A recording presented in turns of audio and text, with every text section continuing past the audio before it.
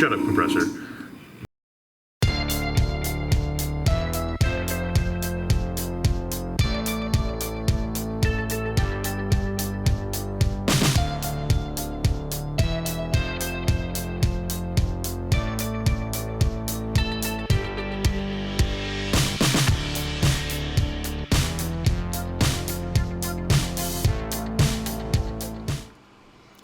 Hey everyone, Matt here with Duke's Models, and welcome to part 8 of the ongoing A6 Intruder build series. Now, as you can see, the insect slaughter continues apace. We've moved in the past 2 months from crane flies and shit like that to June bugs, which are now everywhere. So, good times. You might also notice that this is not an intruder. Well, after wrapping up part 7 and all of those switches and buttons and shit like that, I found myself completely bombarded with work, and that took me away from being able to really focus on the intruder for a couple days. And so I decided to keep things going and sort of have my decompression time playing around with getting this Gepard all painted up, at least with its base color. So it's going away for now, and we're going to get back to the intruder. Now, when we last left off, we'd basically gotten through the cockpit. And the only thing I've really done since then is, as you can see here, I've added the fun throttle, stolen off of a Academy Hornet. It looks like it'll do the part. And I've also done a little bit more work on the seats. They're pretty much ready for their final flat coat, or flat and semi-flat and whatnot. Stuff I had to do was basically, I had to go in and paint the stuff here behind the cushion, so this like emerald green looking color, and then the lighter gray. I had to add a additional blue strap for, I think it was this one, for one of them, one of these leg strap things. Just, I forgot to paint it 5 years ago, I guess. Added some silver around here, around the ejection pole handle. You know, the coverings up here, tweaked those, painted these in black, all that kind of stuff. And now it's pretty much ready for its final stuff. So that's on the agenda. And other than that, we have to start looking at installing the intakes and getting them all glued in and getting this shit filled. And we also need to deal with weathering up the instrument panel coming, because it is about to go in, and once it goes in, it's really probably not going to be coming out. And I don't want to be weathering this around the instrument panel itself and things like that. So get some dust off of it there. So that's basically what we've got going. And I think I'm going to start off, because these things need a flat coat, this thing needs a flat coat, so everybody needs a flat coat. So I think I'm going to start off just kind of doing some beating up of the shit of this thing. So let's get to it. Okay, so the first thing we're going to ride in with is some of this MRP Dark Gunship Gray, which really, to me, looks nothing like Dark Gunship Gray, otherwise known as Euro 1 Gray. You know, that really, really dark gray used on the Euro 1 camo scheme and things like that. This doesn't fit that description to me at all. But it's a nice dirty gray that is very useful for grunging things up. So to this, I'm going to add a little bit of Mr. Rapid Thinner, so we don't have to spider all over the damn place. Oh shit, don't tell me this one's cracked. Yep, it's cracked. I hate losing a trusty pipette. Basically, we want this one nice and thin, because we're not trying to build up too much. More of a subtle thing. This is doing the work of good old Mr. Sun.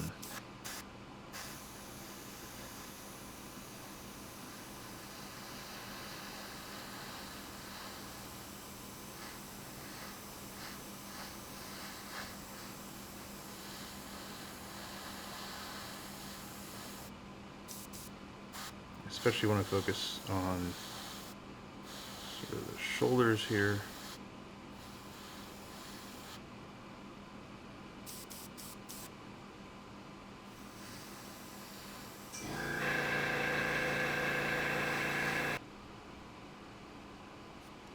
Yeah, it's barely showing up. Probably better with my eyes than it is with the camera screen.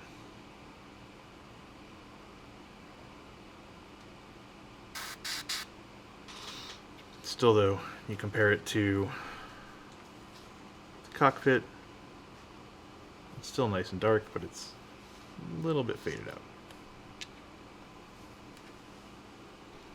This is a good use for my Liquitex ink. We've got a couple of key components on here that are boxes and HUD frames and things like that that need to be picked out differently. Now, I've used this stuff in other videos, but I don't think I've used it recently. But one of the things I love about this Liquitex stuff is it's very thin, unlike a lot of acrylic paints. Covers pretty well, and it stays exactly where you put it. So if you've ever been trying to touch something with like Vallejo, for example, and maybe you load the brush a bit too heavily, something like that, and all of a sudden, poof, it kind of spills out into everything. You know, it paints the console around the button you were trying to hit and whatnot. This stuff doesn't do that. Which is weird for something that flows so well and is so thin. But I'm not going to complain too much because it's really useful to have around.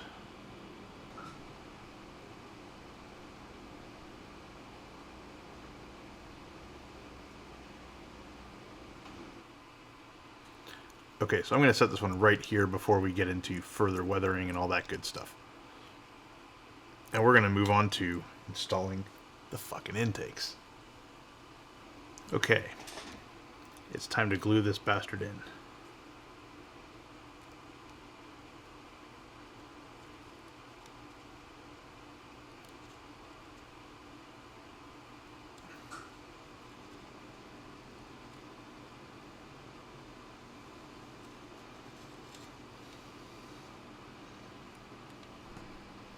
Where's my damn toothpick?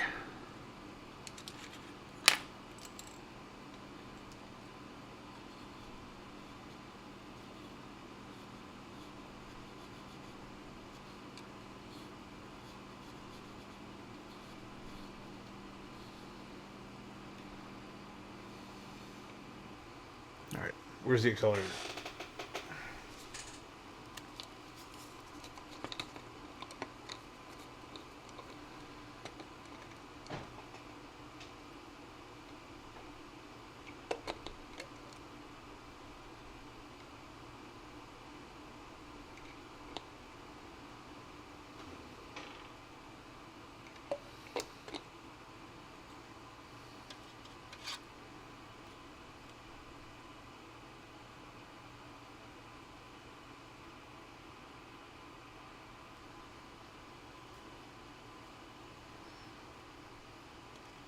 And there we go. That's one installed intake. It's definitely going to need some cleanup in areas, but I think it's good enough to do the job. And I only super glued my finger to it once. Ha.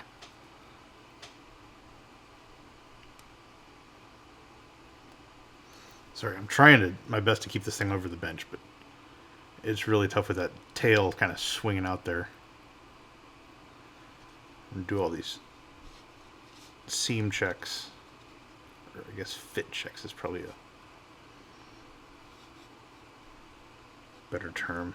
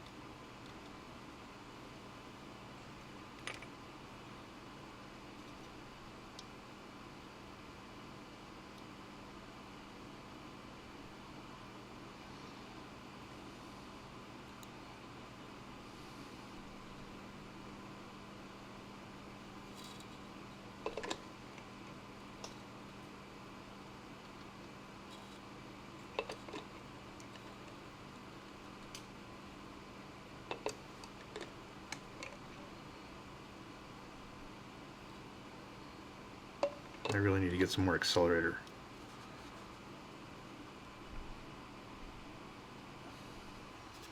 Okay, so this one is also installed. And I've kind of left this little section back here a little bit loose so that I can come in and sort of press fit it all together when the landing gear, nose gear bay is ready to go in. So yeah. Now one other fun thing to think about with the Intruder is basically when you're building it, they have you build up the engines like this. And when I first started building it, I did not realize that basically you're looking at really short intakes, and these things plug into them and form like the part of the intake. It's really janky. Now, these guys, you can see that part is that part. So, yeah, something needs to shift. And the way that this works is these parts kind of glue together and then these parts glue around them. So removing this is a real pain in the ass. And honestly, I don't want to deal with fitting this to the engine anyway. So the other thing you can do is you can go right here and kind of snap, crackle, pop it, just like that. We don't need it. It's useless. And then for engine, you got this little pin right here, and there's another piece that kind of connects to that central spine. Stick it right in there like that.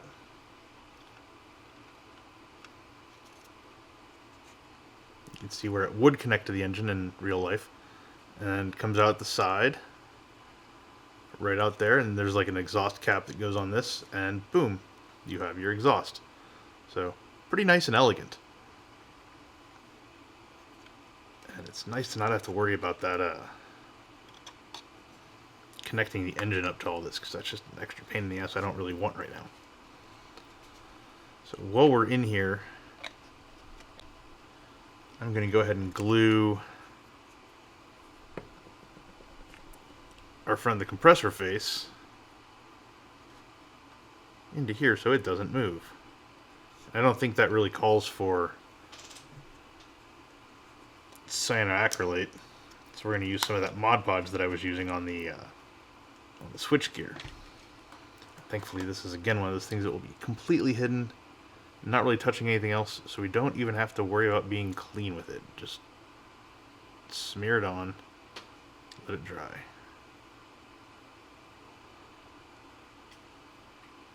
I may as well go ahead and lock in the other piece while we're here, right? No, it seems to fit a lot more snugly.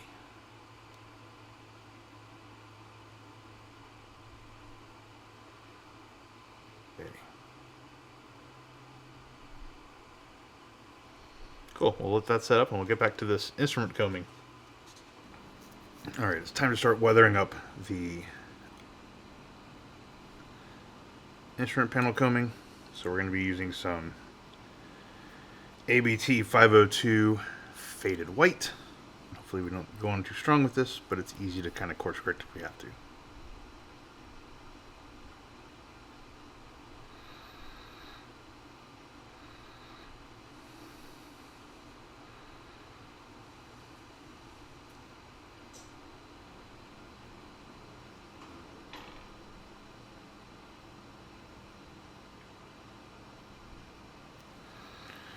Start with that and see how it goes.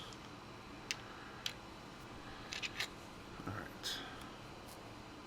Now, I usually prefer to start working with oils pretty dry.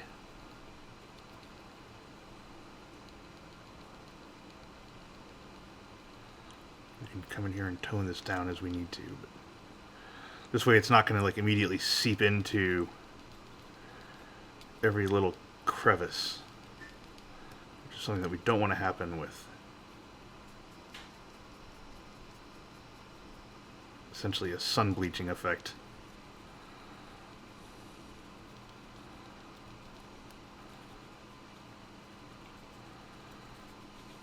So we're kind of starting to get there on this side. You can kind of see where we're heading with this. Fortunately, Trumpeter thought it would be a good idea to stick a whole bunch of shit onto this thing, instead of letting us weather this first and then add things.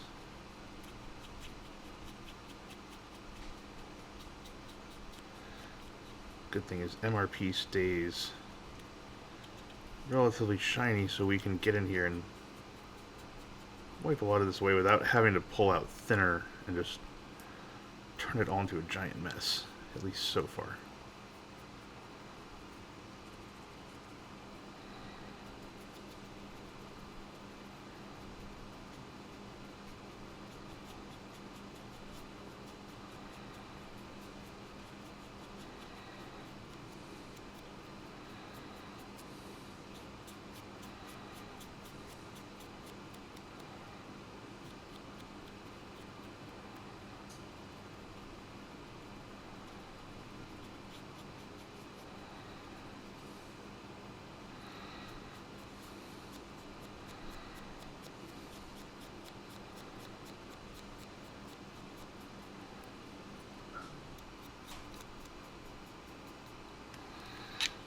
So that is that.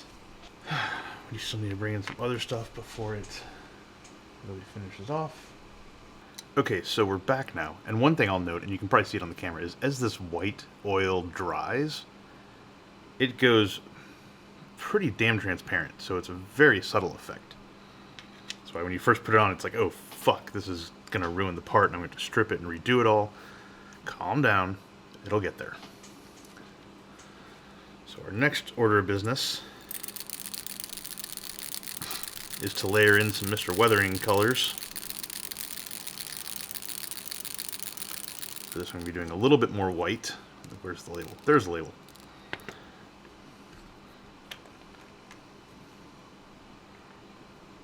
I might layer in a little bit of dust just to make sure that we're keeping this nice and warm.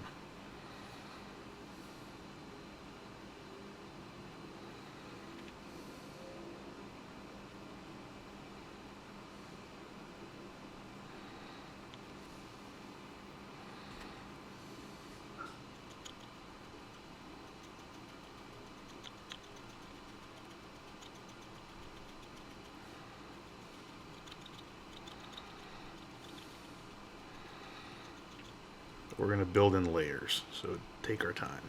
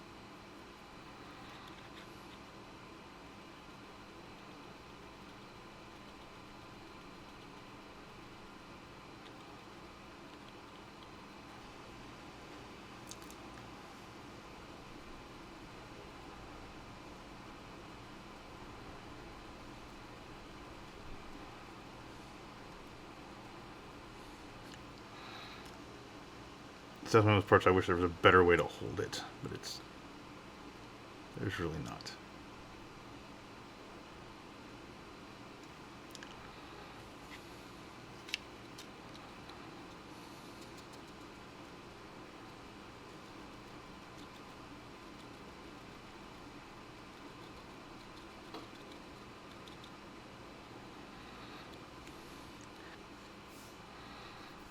Okay, I think that's enough white. As you can see, we're starting to get this nice and kind of weather-beaten, sun-faded look going. We're gonna add a little bit of gray-brown, not too much, just a tiny little hint. So I'm thinking this is gonna be sort of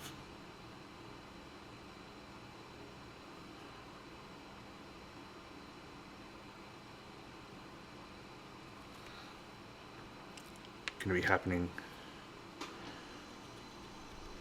corners and sort of up here along the canopy sill or the windscreen sill.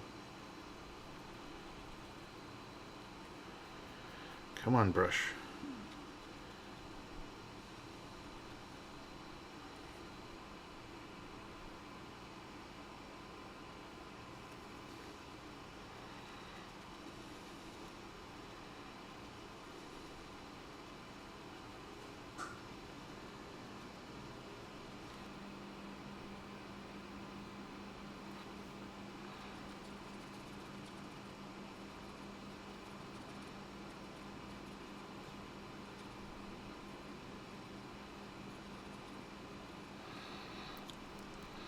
I'd also ask that you remember that this is going to be seen through a windscreen. Part of that windscreen is going to have some tint on it, so I think it might be necessary to overemphasize a little bit for the purpose of the kind of stage makeup effect. It's funny because I'm not a big fan of it in figure painting.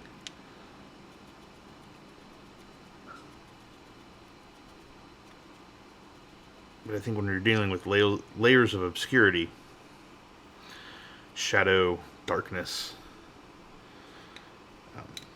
clear parts that are a bit thicker than they would be in real life, I think a bit of accentuating makes a ton of sense.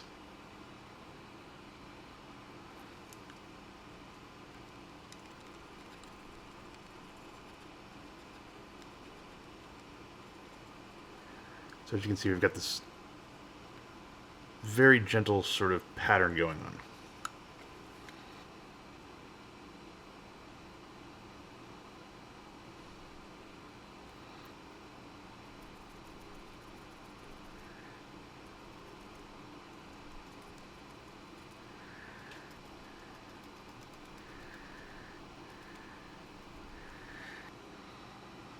All right. That's looking pretty awesome. A little bit of multi-black.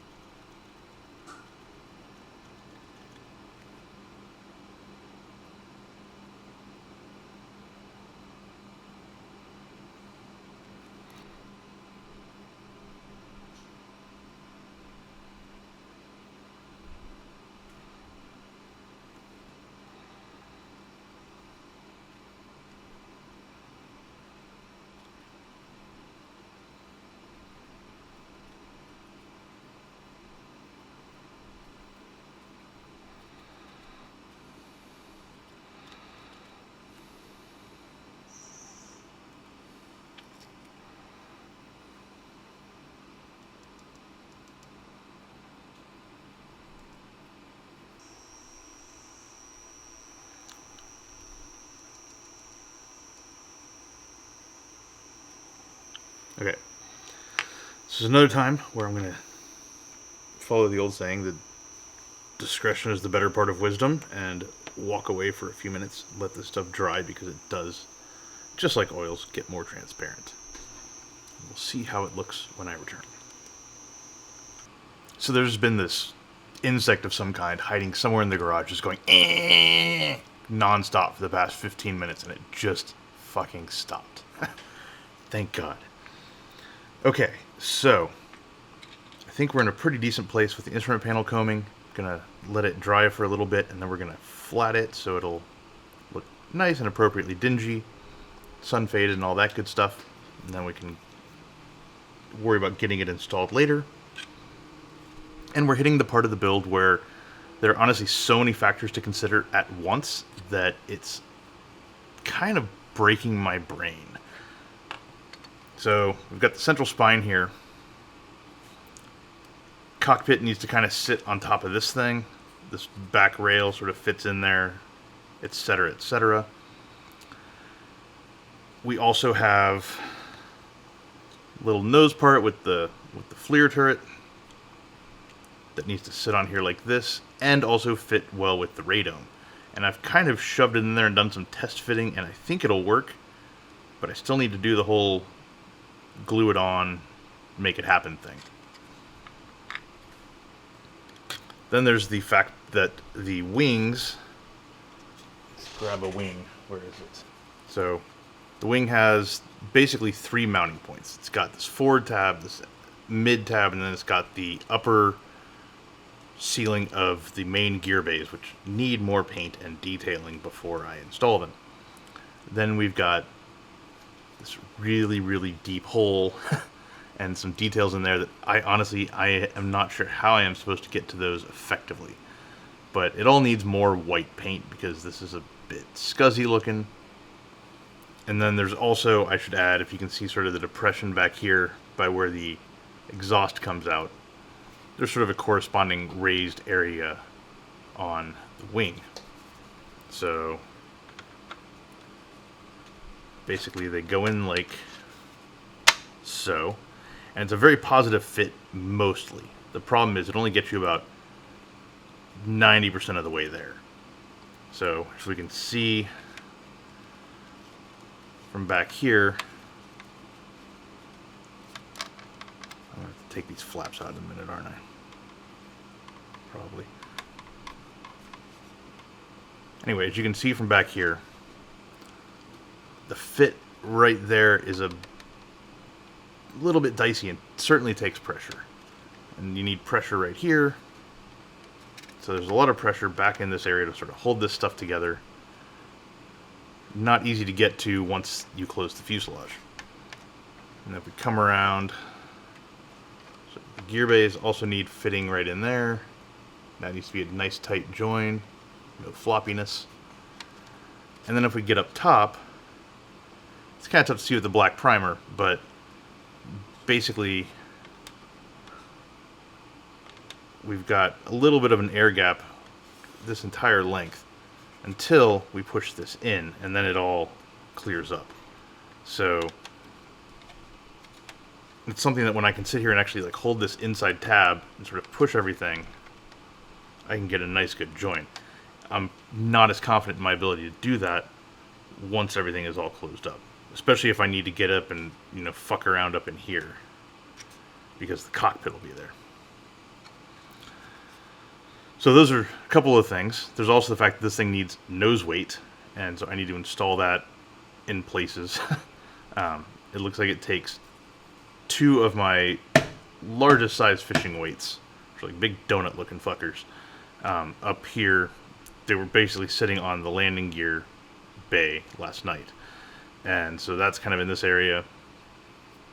There are a few other places I can install things. I can stick them on top of the landing gear bay right there. I believe that, yeah, because the way that the cockpit cuts, that can also hold some stuff. So I'm not worried about fitting it. I'm more worried about, I'm honestly more worried about fitting it around all the other stuff that needs to go in there. So it's kind of trying to figure out what happens in what order. Now we also have to consider,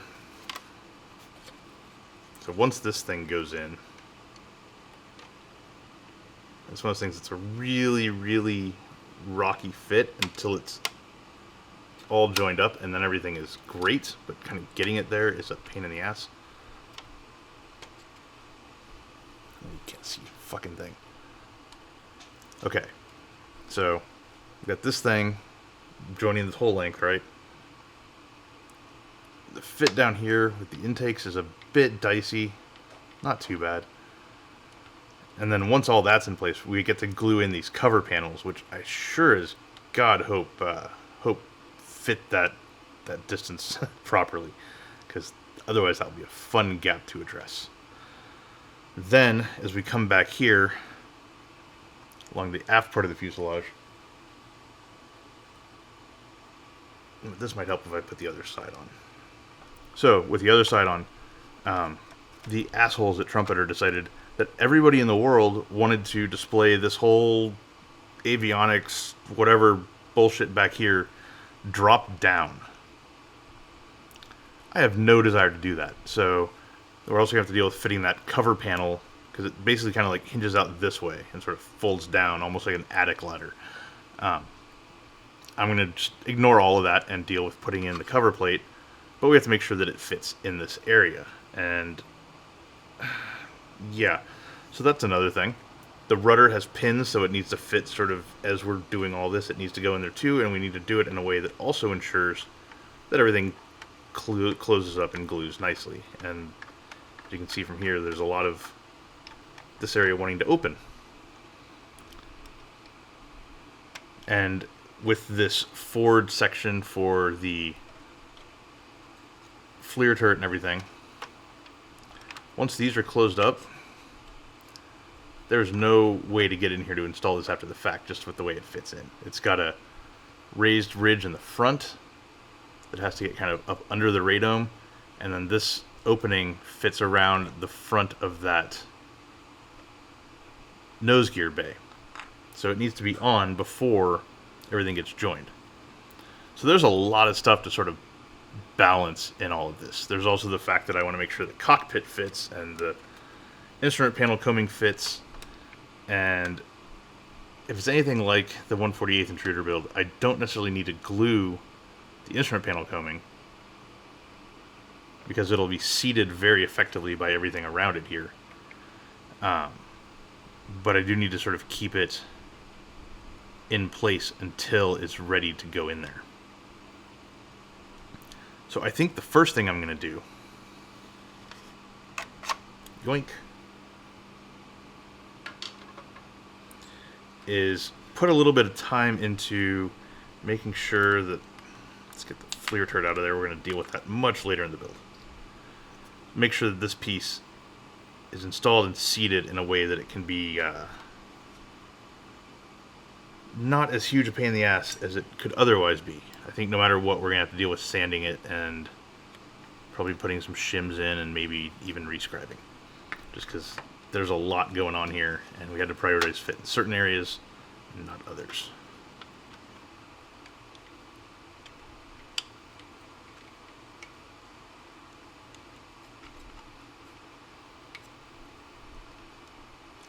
See, this is the funny thing.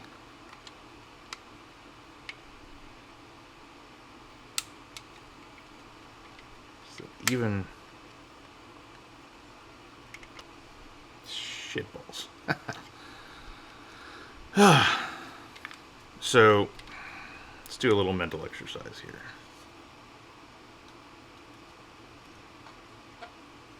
This is one of the things where they made this kit unnecessarily complex in certain areas. So if I were to just glue this on like this, straight up, right?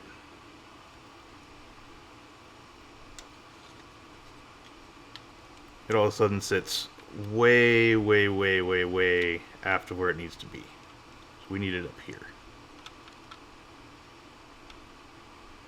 And part of that is the way that the radome sits and all that good business. Fuck. It's a lot of stuff to balance at one time, because this is one of those things where you can test fit a bunch of stuff, but test fitting a couple things, especially when the radome is not what I would say a reliable narrator, makes this super challenging.